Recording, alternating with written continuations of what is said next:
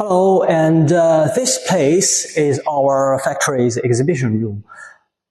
Here placed a lot of our past products. Most of them are car parts.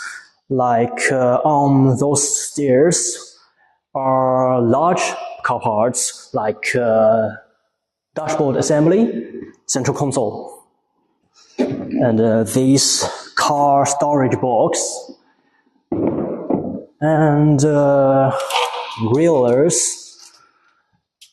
and bumpers. And for those small volume car parts, they are placed on those shelves.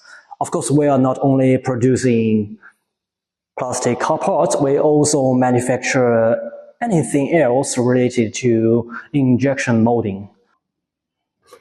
For example, like this is a housing of an audio, and these four were housings for medical equipment, like these two are for analyzing rear, and this is where you rest your arm when a nurse is drawing blood from your arm, and this is for analyzing oxygen. And this is an OEM part of a very large clinical chemistry analyzer.